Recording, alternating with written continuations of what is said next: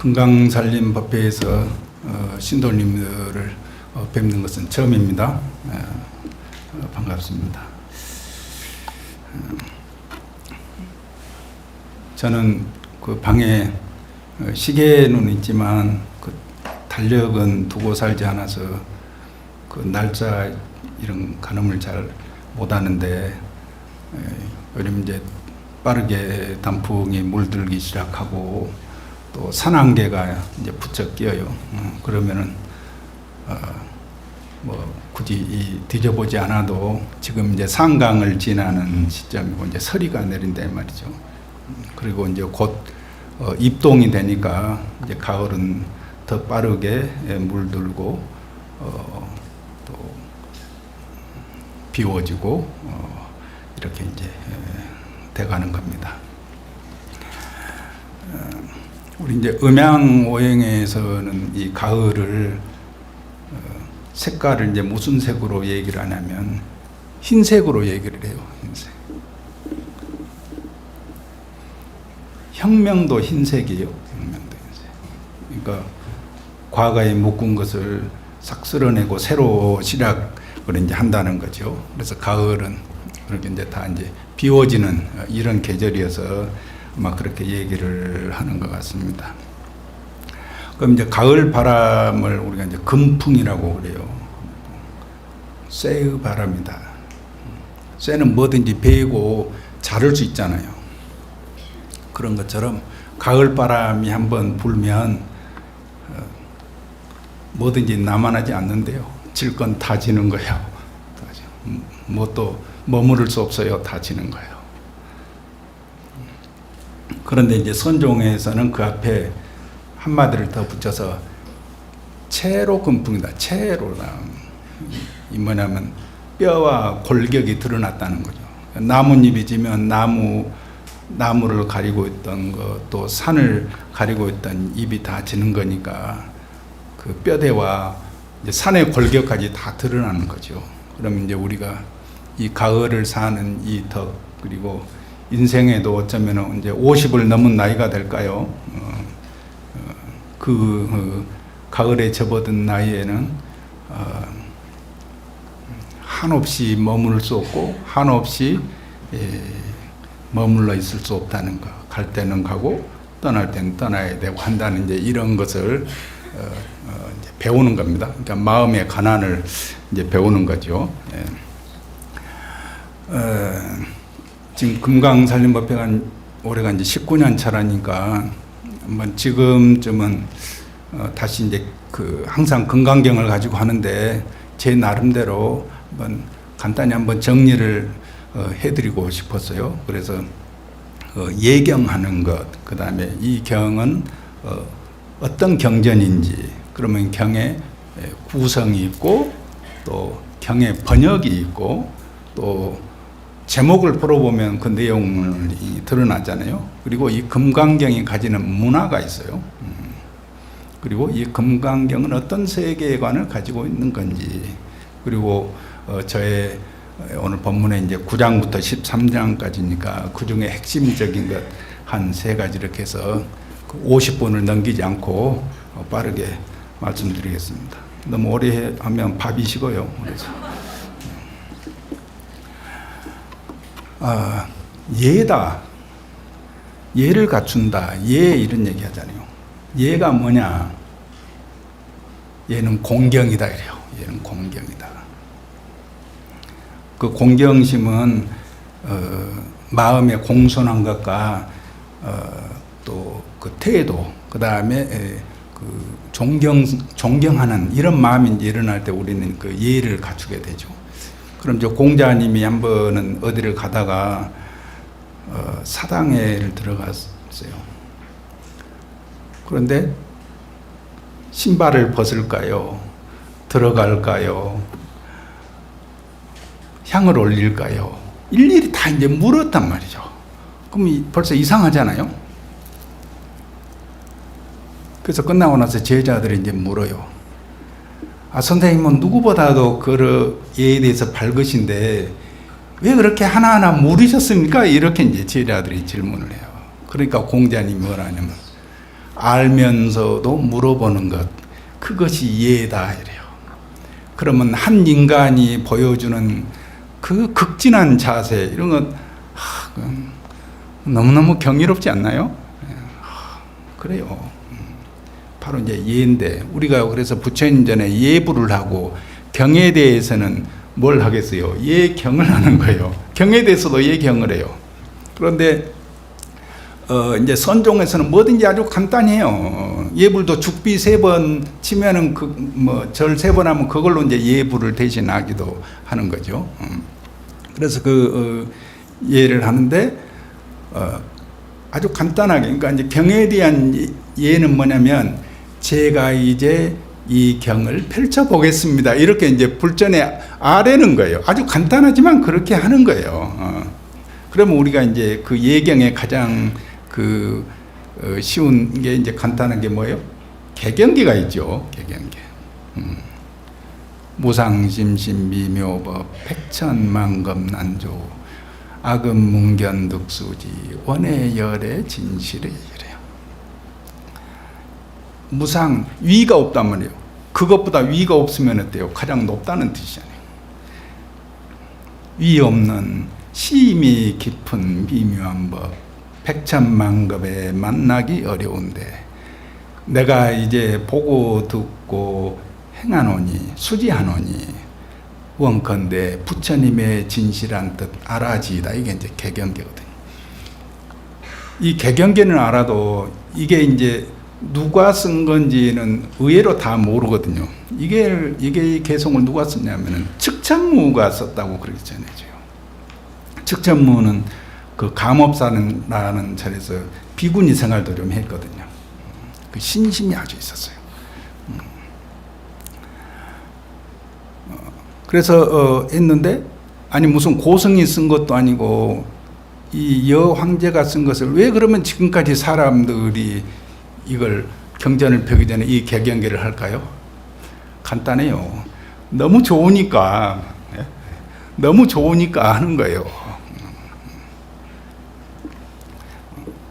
그래서 이제 이것은 흔히 알려졌는데, 또 하나가 이제 뭐냐면은 운하범이라는 또 개송이 있는데, 한국은 이런 게 잘 안 보이고 이제 중국의 전적에서 덜어 이제 이 말이 나오는데, 그러니까 옛날에는 이 개경계하고 좀 짝을 이뤄서 하기도 했던가 봐요. 그래서 이것도 측천무의 개송이다 이렇게 이제 전에 그렇게 말하는 사람도 있고, 뭐 확실하지는 않은데요, 그런가 봐요. 근데 이 이제 내용이 참 흥미로워요. 은하툭장수하여 금강불계신이며 부이차 인연으로 득대 경고력이니까 운하의 차경으로 구경도 피안할까요? 원불개 미밀하여 광희 중생설하소서. 어떻게 하면 오래 살까요? 어떻게 하면 오래 살까요? 그리고 우리는 이제 나이가 들면 몸이 무너지잖아요. 그러니까 무너지지 않는 것이 금강이에요. 어떻게 하면 오래 살아서 금강의 견고한 몸을 얻을까요? 또 어떤 인연을 갖춰야만이 큰 힘을 얻을까요? 그리고 어떻게 하면 이 경우로 구경의 피안에 이를 것이며, 원컨대 부처님께서는 그 미밀한 뜻을 여셔서 중생들을 위해 설하여 주십시오. 이래요. 너무 솔직하죠? 너무 솔직해요. 그리고 또 너무 대범해요. 그러니까 부처님 전에 이 경을 펴놓고 읽으면서 이렇게 얘기하는 거예요. 건강하게 오래 살고 싶어요. 이 육신이 무너지고 싶지 않아, 이 말이에요. 너무 대범하잖아요. 네? 무병장수, 그러니까 건강히 오래 살고 싶은 거, 죽고 싶지 않은 거. 이 앞에서 무슨 말을 더 할 수 있어요? 이 앞에서 무병장수라는 거, 죽고 싶지 않다는 거, 이 세상에 영원히 머물고 싶다는 것, 이 앞에서 무슨 말을 우리는 더 할 수 있냐고요. 우리의 가장 본질적인 거고 또 우리의 가장 그 인간의 가장 약한 고리이고 그래요. 우리가 저 쇠사슬을 있잖아요. 쇠사슬은 하나하나씩 엮어지잖아요. 그럼 그걸 이제 당겨봐요. 그럼 어느 부분에선가 그게 끊어지겠죠. 그게 약한 고리예요, 가장. 그럼 그 쇠사슬의 힘은 끊어지지 않는 곳이 쇠사슬의 힘이 아니고 끊어진 그것이 쇠사슬의 힘의 크기고 한계인 거예요. 그래서 사람은 자기의 강점을 보고 잘할 수 있는 것을 보는 점도 있지만 또 한편으로는 자기의 약한 고리를 봐야 돼요. 왜냐하면 의외로 삶은 거기서 결판이 나거든요. 그래서 이런 것처럼 우리도 그 불전에 그 기도를 할 때 있잖아요. 기도를 할 때는 이렇게 하세요. 그냥 부처님 좀 해주세요. 이렇게 하세요. 기도를. 신들의 세계는요, 빙빙 돌려서 말하는 법이 없어요. 즉설주알이에요. 그냥 그렇게 하면 돼요. 부처님, 저 뭐 좀 해주세요. 이렇게 하면 돼요. 그 소원 앞에서는 옳고 그르고 이런 것도 없어요. 괜히 거기다가 뭐, 땅 팔리면 뭐 할게요. 이런 말 하지 마. 이런 말 안 해도 돼요. 속 다 아니까 그런 말 하지 마요. 그냥 잘 팔아서 잘 사시면 돼요. 그러면 이제 이 경에 대해서 본격적으로 한번 얘기를 해드릴게요. 이 경전은 32장으로 금강경은 나눠져 있어요. 그러면 언제부터 이렇게 됐느냐? 원래 이 금강경의 경전은 그렇게 나눠져 있지 않아요. 그냥 쭉 이어져 있는 거예요. 누가 이렇게 나눴느냐? 양나라 때 그 양무제라는 그 황제가 있잖아요. 그의 소명태자가 그렇게 32장으로 나누고 또 이제 챕터가를 나눈 건데 그 앞에 조그만 제목을 붙인 거예요. 그러면 지금까지 그 금강경을 독송하고 본 분들이 바보가 아니잖아요. 왜 다 그렇게 따라 하겠어요? 그리고 감히 부처님 경전에 손을 댄 거잖아요. 근데 왜 지금까지 하겠어요? 너무 잘 됐다 이 말이에요. 간단해요. 사람들이 몰리고 따라하는 데는 이유가 있는 거예요. 왜? 좋고 잘 됐다 이 말이죠. 그렇게 해서 이제 32장으로 돼서 우리 경전 다 그렇게 돼 있죠? 그렇게 돼 있고. 그리고 이제 그 다음에는 이제 그 역경에 대한 얘기를 하자면 불교가 인도에서 생겨나고 그 다음에 저 지금의 파키스탄, 아프가니스탄, 이란 이쪽의 중앙아시아에서 숙성을 거쳐서 중국으로 들어와요. 왜 중국으로 바로 못 갔겠어요? 히말라야 산맥이 가로막혀서 그렇게는 안 되는 거예요. 그렇게 중국으로 그 불교가 들어간 때가 한나라 말기 서기 200년 전이고요. 불교가 들어간 것과 동시에 시작된 게 역경이 시작됐어요. 왜? 모든 경은 산스크리트어로 돼 있기 때문에 이걸 중국의 한자로 번역을 해야 돼요. 그 기간이 얼마냐? 600년 이상 걸렸어요. 그래서 그 역경의 중간에 413년에 고마라집이 돌아가셨고 664년도에 당 현장법사가 돌아가셨거든요. 그래서 경전의 그 구분도 구마라집을 중심으로 해서 그 전에 번역을 고역, 구마라집의 번역을 구역, 현장법사의 번역을 신역 이렇게 하고 구마라집은 의역을 해서 좀 부드럽게 뜻을 좀 만들고 현장법사는 직역을 하고 이제 이런 차이가 있는 겁니다. 그럼 이제 구마라집이 어떤 분이냐면 어머니가 구마라집을 이렇게 해임을 하셨는데 갑자기 여러 나라들 있잖아요. 쉽게 해서 외국어죠. 여러 나라 말을 갑자기 다 알아듣겠더래. 그리고 말도 할 수 있고 갑자기 그렇게 되더래요. 그러다가 구마라집을 딱 낳거든요. 그래 어떻게 됐겠어요? 다시 모르겠더래. 그리고 저 한자를 맨 처음 만든 사람이 창일인데 창일이라는 사람은 눈동자가 4개였다고 이러거든. 그래서 우리가 노력을 하지만은 또 노력으로 안 되고 타고나야 되는 또 이런 이치도 이제 세상에는 있는 겁니다. 그렇게 해서 이제 역경이 돼서 하고 지금 우리가 보는 지금 바다 그 금강경 보는 것은 다 이 구마라집이 번역을 한 것을 우리가 지금 보고 있는 거예요. 아셨죠? 그 다음에 이제 이 제목을 풀어보면은 금강경에 대해서 좀 더 쉽게 이해를 할 수가 있는데, 이 금강경은 금강과 반야바라밀과 경 이렇게 말이 합쳐서 만들어진 거예요. 이제 산스크리트어로는 바즈라체디카, 프라즈나, 파라미타, 수트라 이제 이렇게 나눠져요. 그럼 이제 금강이라는 뜻이 중요하겠죠. 이 바즈라체디카라고 그러는데, 바즈라라는 말은 인도의 인드라 신이 가지고 있는 무기예요. 천상의 신이 돌 갖고 싸우진 않겠잖아요. 그러면은 빛, 번개 이게 이제 무기예요. 근데 실제 어때요? 우리는 빛으로 자를 수도 있고 소리, 초음파나 소리로 내서도 깨트릴 수도 있고 이렇게 하잖아요. 그렇게 해서 이 무기를 가지고 다니는데, 이 바지라가 또 번개는 빛이잖아요. 번개라는 뜻 있고 또 하나는 아주 단단하다는 뜻이 있어요. 아주 단단하다. 그러니까 그런데 이제 체디카가 자른다는 뜻이거든요. 그러니까 뭐든지 자르고 뭐든지 깨트릴 수 있다는 것은 뭐예요? 그만큼 강하다는 뜻이잖아요. 그래서 이제 금강이라는 이 말이 붙고, 그 번역도 현장 법사는 아까 직역을 한다 그랬잖아요. 그래서 이 뜻을 그대로 살려서 능단이다. 능단 금강 반야 바라밀경 이렇게 해요. 능이 끊고 자르다. 뭘 끊겠어요?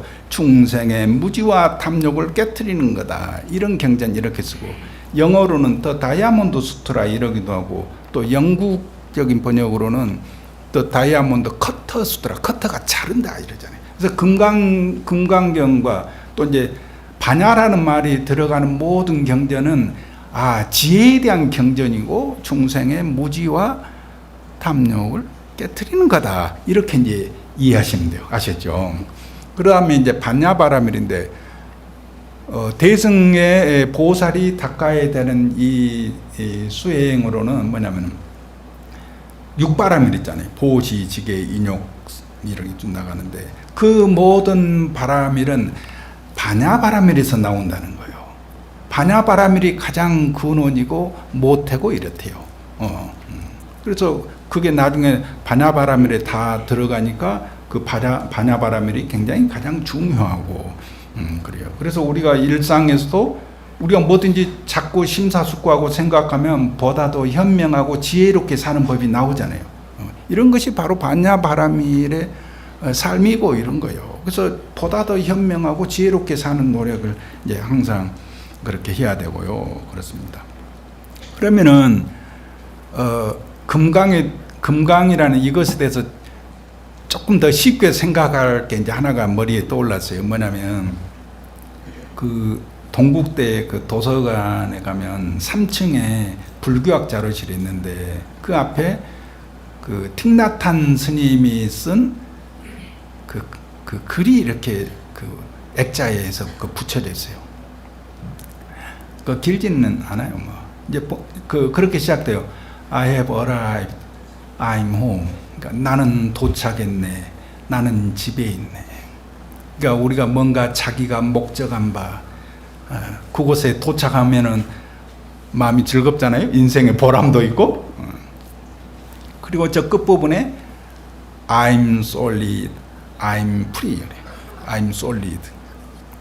solid라는 말이 뭔가 덩어리진 단단한 이런 뜻이거든요. 그리고 I'm free, 나는 자유 이런데, 나는 그걸 볼 때마다 항상 좀 그 마음이 걸리더라고. 왜 솔리드라고 했지? 불교에서는 무하고 공이고 이런 얘기 하잖아요. 그러면 쉽게 말해서 내 안에 덩어리가 없다는 얘기예요. 우리는 누가 얘기하면 걸리잖아요. 또 뭘 봐도 걸리고 이래요. 그냥 지나가지 못해요. 뭐든지 들으면 들은 대로, 보면 본 대로 마음에 걸려. 왜? 마음에 덩어리가 있으니까 그래요. 마음에 덩어리가 없어 봐요. 걸리지 않아요. 무심도인이 되는 거죠. 간단히 그래요. 왜 그런데 이 말을 썼을까? 이게 이제 곰곰이 생각되더라고요.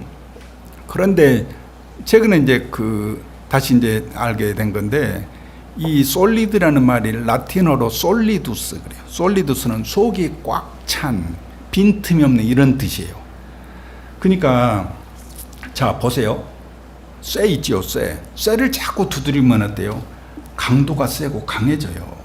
우리가 공들인다 이런 얘기하는데 그 공들인다는 말 자체가 쇠를 자꾸 반복해서 두드린다는 뜻이에요. 그러면 단단해지잖아요. 강해지고. 연불도 자꾸 하면 힘이 붙고 강해져요. 뭐든지 횟수가 반복되면 강해진다고요.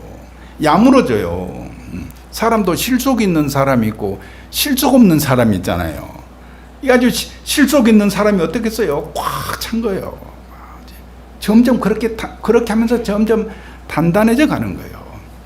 그래서 저 선종에서 무슨 얘기하냐면 등력처 변시 생력처 이 말이 있거든요. 힘을 얻는 것이 힘을 더는 것이다 이래요. 그럼 스님들이끼리는 그렇게 얘기하던 누가 무슨 공부를 좀 했다더라 이러면 그 사람이 등력을 했냐 이렇게 얘기를 해요. 등력만 하면 힘을 얻는 거거든요. 그러니까 자기 일에 우리가 이제 전문성이라는 얘기도 하고요. 자기가 하는 일에서만큼은 노련해져야 되고요. 하면 할수록 늘어야 돼요. 그리고 힘이 들지 않아야 돼요. 힘을 얻으면 힘이 들지 않는데요. 이게 저 보조 스님 당시 때 그 일본에 사셨던 그러니까 800년 전쯤이고 도겐 선사각인데 그 스님 법문에 이제 뭐라고 하냐면 자선이 자선을 하고 연불이 연불을 한다. 이래. 자선이 자선을 한대요. 딱 한 번 앉잖아요. 앉는 것이 계속 앉게 한대요. 그럼 한없이 앉아 있을 수 있죠? 연불이 연불을 한대요. 간센보살 내가 시작만 해놓으면 어때요? 연불이 저절로 굴러간대요. 그러면 밤새 해요. 밤새 앉아있고 밤새 연불을 해요. 그런데도 힘이 들지 않아요. 오히려 힘이 나요. 이게 등력이에요. 그렇게 돼야 돼요. 그렇게 돼야 돼요. 그래서 이 금강이라는 뜻이 그렇게 힘을 얻는 것을 얘기를 해요. 그리고 그 단단한 것을 얘기를 하는 겁니다. 아셨죠? 그래서 자기가 하는 일에서만큼은 전문성을 얻고 노련해지고 적어도 그 일이 나한테만큼은 힘들지 않아야 된다고 해요. 이거 이제 그러니까 금강의 뜻이 단순히 무슨 단단한 다이아몬드 이게 아니에요. 아주 고도로 숙련되고 힘이 붙어서 단단하고 빈틈이 없는 이런 걸 얘기하는 거예요. 아셨죠? 네. 그 다음에 이제 금강경의 그 문화에 대해서 잠깐 얘기를 할게요. 문화라는 게 뭐냐면 그곳에 사는 사람들이 살아가는 방식이에요. 그러니까 그 방식에는 생각도 있고 행동도 있고 살아가는 여러 모습도 있는 거예요. 이게 이제 문화라고 하는 거예요. 그럼 우리가 지금도 이 금강경을 놓고 지금 영가 천도를 하는데 금강경을 놓고 하듯이 우리가 금강경을 가까이 하니까 금강경에 대해서 문화에 대해서 우리가 얘기를 해볼 수 있다고. 근데 누가 우리 금강경의 문화는 어떤 거다 이런 얘기는 누가 뭐 한 거 잘 못 봤고요. 그러니까 여러분은 저 스님은 얘기하는 금강경이 우리에게 어떻게 가까이 하게 되고 친근한 건지 하는 얘기를 듣고 그럴 수도 있겠구나. 그런 관점도 있구나. 이렇게 이제 생각하시면 되는 거예요. 그럼 첫째, 저는 분량의 묘가 있다고 생각해요. 분량.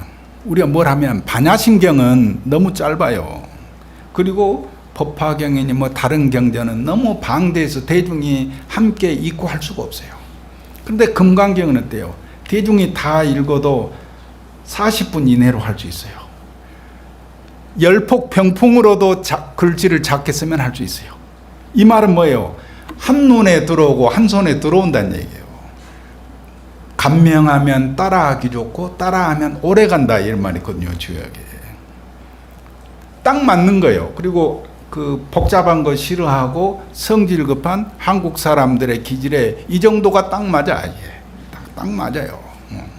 그래서 이 분량이라는 여기에 그 묘가 있지 않을까 생각을 하고요. 또 하나는 이제 제 경험인데 그 40년 전에 제가 이제 출가했었을 때 그 해에 유난히 여러 노스님들이 돌아가셨고 마지막 동지딸에 구산 스님께서 돌아가셨어요. 그러면은 저 일주문하고 우리 그 서점 있는 그 사이로 개울을 건너죠. 그러면 오른쪽에 보이는 건물이 인경당이고 거기 큰 방에 스님들이 돌아가시면 빈소를 차렸어요. 그러면 우리가 이제 행자들이 그 때에 따라서 영반도 올리고 심부름도 하면서 이제 그 할 거 아니에요. 그럼 이제 스님들이 독경을 하시는데 새벽이나 밤이나 이렇게 가서 마루에서 이렇게 하다가 이렇게 가만히 들어보면 무슨 말이 들리냐면, 그러니까 이제 뭐 20살짜리가 뭐 행자 때 아직 나 금강경도 몰라요. 뭘 알겠어요. 근데 단순히 귀에 들리는 소리와 느낌을 얘기하는 거예요. 아이고, 이 소리가 계속 나와. 아이고. 그리고 수보리는 알아듣겠어. 아이고, 수보리 이렇게 나오고. 그리고 좀 있자면 어이우나 이런. 그러니까 아이고, 수보리, 어이우나. 전라도에서 그래요. 아이고, 저 어쩔까? 이런 하듯이 그게 들려요. 그러니까 우리가 저 클래식 음악을 들을 때 클래식이 무슨 가사가 있고 뭐 말이 있어서 우리가 감상하는 거 아니잖아요. 그냥 느낌으로, 소리의 리듬과 느낌으로 듣는 거잖아요. 그런 것처럼 금강경에 대해서 아무것도 모르는 그 저한테 들리는 그 금강경의 그런 말과 그걸로 계속 그런 것이 반복되잖아요.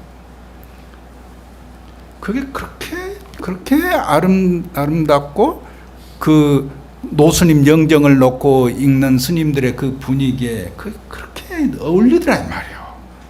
그래서 저는 금강경이 망자를 위해서 읽어주는 경전인 줄 알았어요.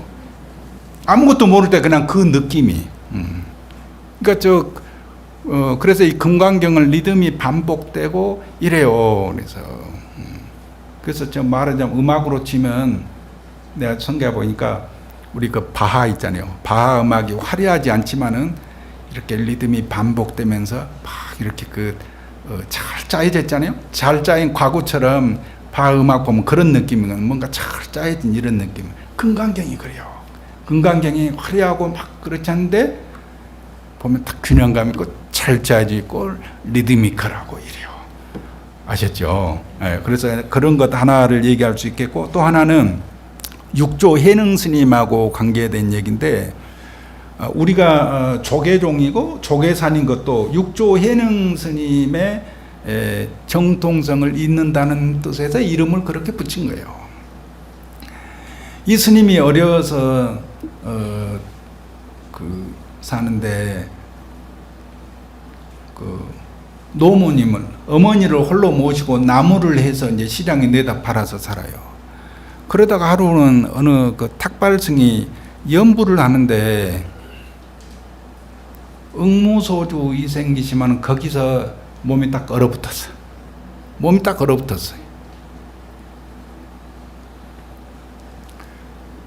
스님 지금 애우시는 게 뭡니까? 금강경이지. 저 출가하고 싶은데. 대뜸 그래, 대뜸. 출가하고 싶은데요. 그러면 저 황매산에 오조 홍인 스님을 찾아가라. 그런데 저 어머니 혼자 계시는데. 그래서 그 탁발성이 자기가 가지고 있는 것을 다 주고, 또 이가 더 열심히 이제 일을 모아서 노모님이 이제 사실 수 있게 좀 마련을 해놓고는 출가를 했다 이 말이죠. 갔어요.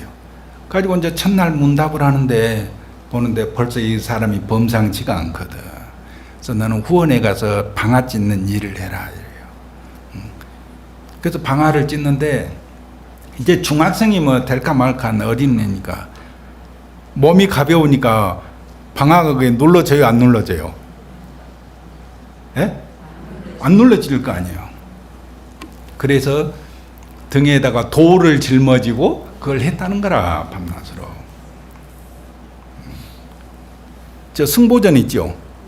예, 승보전에 가면 그 왼쪽 벽 맨 끝에 그 장면이 벽화로 그려져 있어요. 그래서 이 스님이 이제 그렇게 이제 했는데 실제 그 선종의 초조인 달마 스님 때는 능가경을 중시했고요. 그때는 육조 해능 스님 이후 때 선종에서 금강경이 중시되기 시작했어요. 그러니까 지금 우리가 금강경을 중요시하고 보고 하는 게 그냥 어느 날 누가 하다가 이렇게 된 게 아니고 다 그렇게 이유가 있어서 금강경이 우리에게 가장 친숙하고 애송하고 하는 이런 독경이 됐다 이 말이죠. 경전이 됐다 이 말이죠. 아셨죠? 이 하나를 이제 말씀 드릴 수 있을 것 같아요. 그 다음에는 이제 금강경의 세계에 대해서 잠깐 얘기를 하자면, 그러니까 무슨 세계라는 하는 것은 그것이 품고 있는 생각이나 범위의 크기를 얘기하는 거예요. 금강경에 보면 그 앞쪽에 약난생, 약태생, 약습생, 약화생 이 말이 있어요. 그렇죠? 이 우주에 생명체가 살 수 있는 곳이라면은 태어나는데 뭐로서 태어나느냐? 이 네 가지인 거예요. 알로 태어나거나 태로 태어나거나 습한 기운, 저 나무나 이런 것은 다 습한 기운 때문에 생겨나는 거잖아요. 그럼 문득 생겨나는 것이 있고 이래요. 이 네 가지 말고는 없어요. 이 우주천지 어디를 뒤져도 생명체가 살고 있다. 이곳에는 이 네 가지를 벗어나서 생겨나는 것은 없다고요. 그럼 금강경이 그걸 얘기하는 거니까 대단한 거 아니에요. 내가 그 개인적으로 아는 저 깊은 산에서 그 약초를 캐고 살아가는 그 노자매가 있는데, 분들이 이제 제가 그 법화경 해설서를 쓴 거 있는데 그걸 보고 이제 서울에 있을 때도 한번 찾아오고 여기도 한 두 번을 찾아온 분이에요. 그 사람이 뭔 능력이 있냐면 사람을 보면 병을 알고 치료를 해주는 이제 이런 능력이 있어요. 근데 한번 물어봤어요. 어떻게 해서 그 힘을, 그 능력을 갖게 됐냐 이랬더니 금강경에 약난생, 약태생, 약습생, 약화생을 읽는데 갑자기 그냥 마음이 환히 밝아지면서 일주일을 삼매를 들었대요. 일주일 삼매를 들었대요. 그리고는 그 능력이 생기더라고요. 왜냐하면 이게 생명에 대해서 다루는 부분이니까 그 부분에서 생명은 소중한 거니까 치료해주는 능력도 생긴 거죠. 그래서 제가 보면 의외로 이 제가자들, 특히 보살님들 중에 그렇게 그런 신비한 체험을 한 이런 사람들이 의외로 이렇게 많이 있더구만요. 그래서 이게 이제 대단히 금강경이 매력 있고 이런 경전이. 그리고 또 하나는 삼천대천세계 이런 말 하잖아요. 삼천대천세계.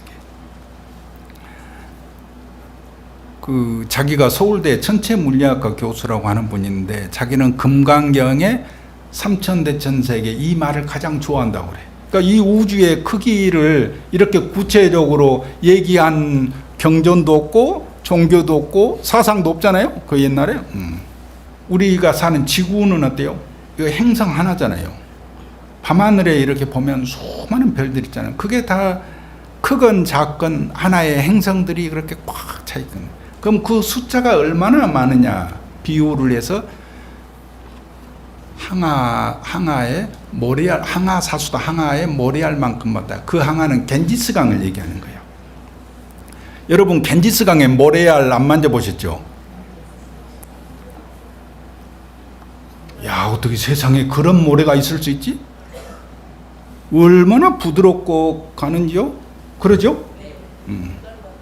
밀가루요? 저분은 이제 밀가루라고 표현하고 나는 그래도 글을 쓰는 사람이니까 존슨즈 베이비 파우더만큼 부드러워요.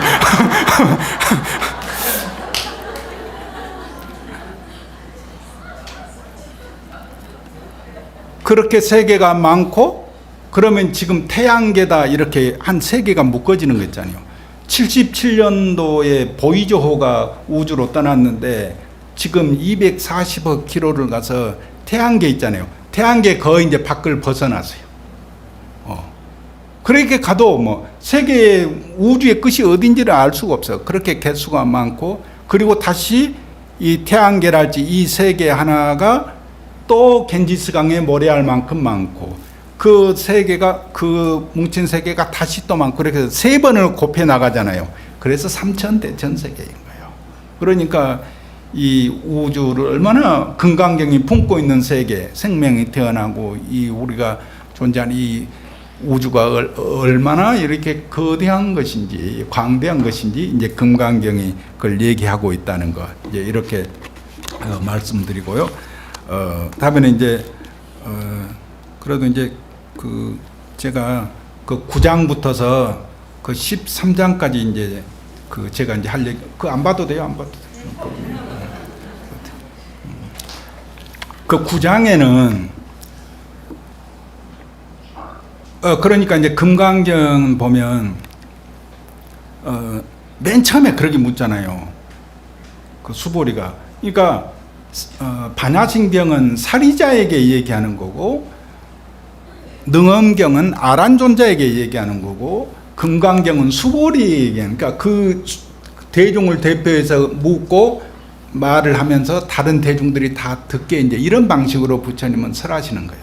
그러면 수보리가 맨 처음에 뭘 묻냐면은, 보살은 은화응주며 은화항복기심입니까? 그러니까 어떻게 머무르고 그 마음을 항복받아야 되니까 이렇게 묻거든. 그러니까 금강경은 이제 그 이유에 대해서 이제 설에 나가는 거예요.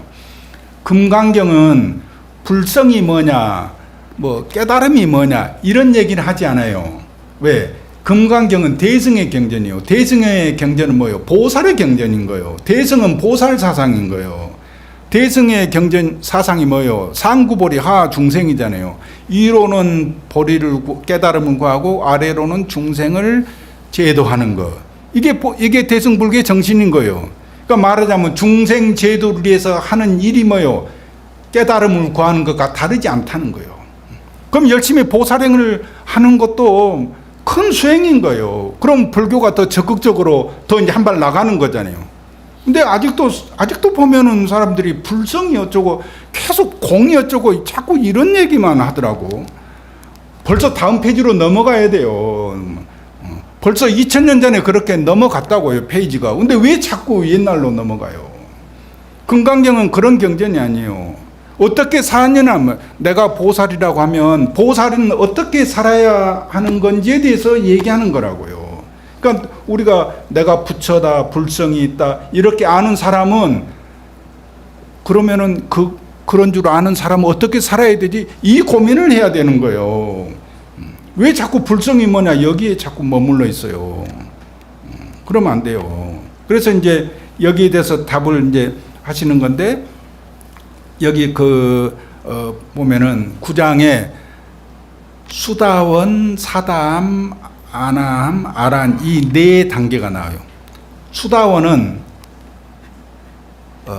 임유다, 흐름에 들어갔다. 우리가 물방울이라고 쳐봐요. 한강에 똑 떨어지면 어때요? 가만히 있어도 저절로 해도 서해바다로 가겠지요. 이 흐름에 들면 잘못될 일이 없다 이 말이에요. 그러니까 일상에서도 자기가 하는 일에서는 흐름을 타야 돼요. 흐름을.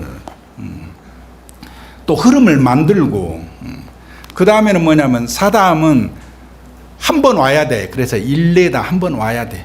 왜? 아직도 욕심이 좀 덜 끊어졌어, 마음이. 그래서 한 번 더 닦아야 돼요. 그 다음에 아나함은 뭐냐? 불례다, 불안이다. 오지 않아도 돼. 마음이 이제 끊어졌으니까. 그래도 올 수는 있어요. 어떻게 오느냐? 원력으로 오는 거예요. 중생은 업력으로 태어나는 거고 보살은 원력으로 태어나는 거예요. 자, 우리가 나이를 먹잖아요. 나이를 먹는 것은 내 책임이 아니에요. 우리 태어나고 죽고 하잖아요. 이건 내 책임이 아니에요. 내가 하는 일이 아니에요. 누가 해요? 자연이 하는 거예요. 예? 내가 태어나고 죽고 나이를 먹는 거, 이건 자연이 하는 거라고요. 내가 하는 일이 아니에요. 그러니까 이건 내 책임이 아니라고요. 내 책임은 뭐예요? 살면서 내가 한 번은 꼭 했어야 될 일, 하고 싶었던 일을 못하고 허송세월을 보내는 이게 두려운 거지, 다른 것은 두려워하지 마세요. 그건 두려워할 일이 아니에요. 내가 하는 일이 아니니까요. 그리고 어때요?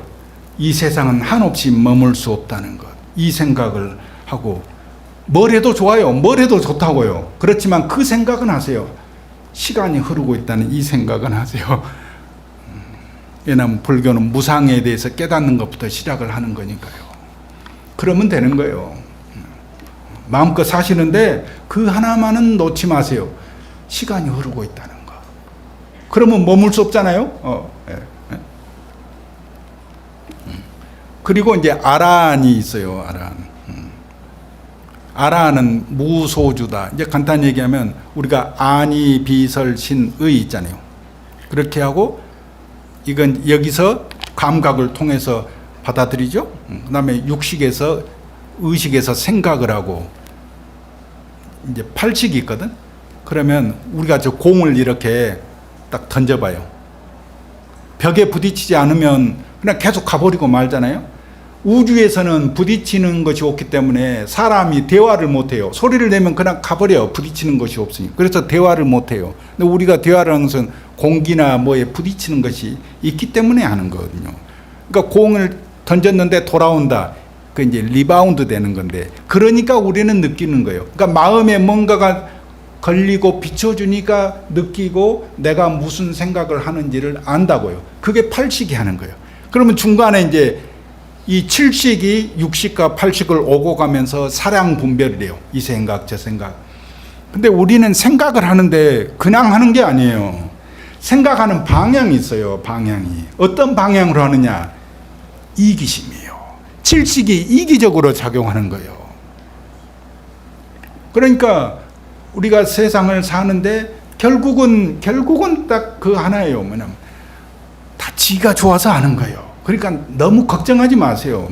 너무 충고하려고 하지도 말고 간섭하려고 하지 말고요. 다 자기 좋아서 한다니까. 왜? 본질적으로 모든 생명체는 이기적으로 하는 거예요. 그걸 이해를 해야 돼요. 그걸. 근데 아라한은 칠식이 공했다는 거예요. 아라한은. 그러니까 어때요? 이기적인 마음이 없는 거예요. 그럼 아까 응무소주 이생기심 하는데 머문 법 없이 그 마음을 내야 된다는데, 그 내야 되는 마음이 뭐냐면 청정심인 거예요. 청정심으로 다른 모든 마음을 다스리는 거고요. 칠식이 공해야만이 청정심을 이해를 해요. 아라한 정도 올라가야 청정심을 이해를 하는 거라고요. 아셨죠? 그러니까 간단히 그 정도 생각하면 돼요. 아, 모든 생명체는, 인간은 본질적으로 이기적으로 사는구나. 그럴 수밖에 없는 거구나. 이 생각을 이제 하시면 된다는 거. 이제 이 하나 말씀드리고, 또 하나는 보살은 불응주색생심 10장에 불응주 성향 미촉법 생심 응무소주 이생기심이다. 그러니까 보살은 그 마음을 내는데 색에도 머무르지 말고 소리와 냄새와 맛과 촉감과 생각에도 머무르지 마라. 머문법 없이 그 마음을 내야 된다. 지금 이 얘기하는 거예요. 자, 우리 눈은 어때요? 내가 마음에 드는 곳을 보면 눈이 그곳에서 떠나질 않아. 이 말이 뭐예요? 머무른단 말이에요. 머무른단 말은 집착으로 일어나는 거예요. 집착의 마음이 좋다고 하는 순간 집착하는 마음이 생기는 거예요. 가장 좋은 것은 좋은 것의 적이라는 말이 있어요. 조금 더 좋지 않은 데서 인간 사이에 문제가 생기는 겁니다. 그리고 코는 더 향긋한 것을 찾고 입은 더 맛있는 것을 찾고 그래요. 그 신라면 한 봉 먹으나 1톤 먹으나 똑같이 신라면이에요. 근데 우리는 조금 맛있으면 그 딱 눌러 앉거든. 딱 눌러 앉아. 일어날 생각을 안 해요. 부처님은 그러지 말라는 거예요. 왜? 시간이 흐르고 있잖아요. 예? 금강경의 이런 불교의 가장 핵심적인 이 부처님의 정신은 나는 이런 거라고 봐요. 네가 뭘 해도 좋은데, 야, 그 좋아? 아, 좋아요. 근데 시간이 흐르고 있잖아. 너 한없이 그렇게 앉아 있을까? 이 말인 거예요. 얼마나 거룩한 말씀이에요. 이 세상에 이만큼의 큰 지혜가 어디 있어요? 너무 머무르지 말라는 거예요. 그래서 선종의 득 편이시 락 편이다. 편의를 얻으면 편의에 떨어진다. 이래요. 좋은 것 있잖아요. 좀 좋다 싶은 것을 주면은 사람들은 거기에 그냥 빠진대요. 일어날 생각을 하지 않는데. 근데 머물 수 있냐고요. 이 세상에 누구든지 다 머물고 손에 쥐고 놓고 싶지 않지만 지금까지 머물러 있고 손에 쥐고 있는 사람 한 사람이라도 있냐고요. 없잖아요. 왜 없어요? 안 되는 일이니까 그래요. 안 되는 일이에요. 계속 머물고 쥐고 있는 것은 안 되는 일이라고요. 그런데 안 되는 일에 계속 에너지를 소비할 수는 없잖아요. 삶을 이해하세요. 머물 수 없다는 거. 그리고 시간이 흐르고 있다는 거. 이 생각을 하세요. 이 생각. 그러면 저절로 사는데 정신이 들 거예요. 그리고 이제 또 하나는 이제 그 뭐냐면은 이제 거기 12장에 경전소재지처에 즉위유불이며 약존중제다. 경전이 있는 곳에 부처님, 이 경전이 있는 곳에 부처님도 있고 존중받을 만한 제자들도 있게 된다 이래요. 그럼 우리는 그렇게 생각할 수 있잖아요. 아, 부처님도 있고 스님들이 있어야 이 경전도 있고 이럴 거 아니냐 생각하잖아요. 그렇지 않아요. 이 세상에는 형식과 내용이라는 것이 있어요. 그럼 사람들은 내용만 처음엔 형식은 다 되겠지. 그것은 교육을 모르는 거예요. 교육이 뭐예요? 형식과 체계와 법칙을 가리키는 거예요. 형식만 갖춰주면 내용은 저절로 생기는 거예요. 형식을 알아야 돼요. 형식을. 이 경전이 있으면은 이 경전을 읽을 사람이 나타난다는 거예요. 그래서 경전은 외우고 이해하는 것도 좋지만 이 자체로 수지하고 가지고 있는 것도 너무너무 거룩하고 소중한 일이라고요. 그러면 불교가 남아있는 거예요. 아셨죠? 그래서 경전은 가지고 있어도 수지하고 있어도 그게 위실력이 있는 거예요. 저 티베트고 히말라야 가보면은 돌에 새겨놓고 있잖아요. 막 불경의 구절을 세워놓고. 왜 그래요? 그게 사라지지 않기를 바라는 그 마음으로 그 돌에 새겨놓은 거예요. 그래서 이 지식과 이런 것을 소중히 생각해야 돼요. 2차 대전 때 독일하고 영국하고 협상을 했어요. 영국은 서로 폭격하지 말았으면 하는 것을 하나씩 제시를 했다고요. 영국은 뭘 했겠어요? 버킹엄 궁을 폭격하지 말아달라 그랬어요. 독일은 뭘 제시했게요? 대학교는 폭격하지 말아달라 이랬어요. 그래서 2차 대전 그 험한 전쟁에도 독일의 대학교가 온전히 살아남았어요. 저 그 독일 여행 때 그 하이델베르그 대학교 거기 정문 앞에서 그 설명을 들었어요. 그 현장에서 그 말을 들으니까 참 너무너무 참 숭고하더구만. 미국 사람들이 가장 아끼는 게 뭔 줄 아세요? 미국 사람들이 자유의 여신상이 아니에요. 미의의 도서관이에요. 세계에서 가장 장서가 많다는 거라. 그 뭐냐면 설령 지구에 큰 재난이 있고 인류가 멸망한다 해도 도서관에 그 지식이 있으면, 책이 있고 그 지식이 있으면 인류는 얼마든지 다시 시작할 수 있다는 거예요.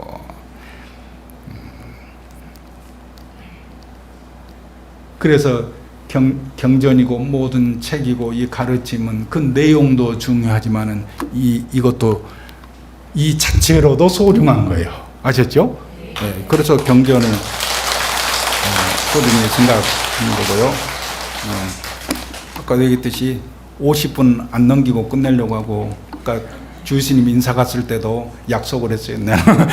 50분 안 넘기고 그랬다고. 그래서 짧은 시간에 많은 그 이야기를 했습니다. 그래서 또 어떤 기회가 되면 또 이렇게 부처님의 말씀을 경전이고 이런 것을 같이 얘기할 수 있는 또 그런 기회가 있기를 바라고요. 이 가을에 청안하시기를 바랍니다. 감사합니다.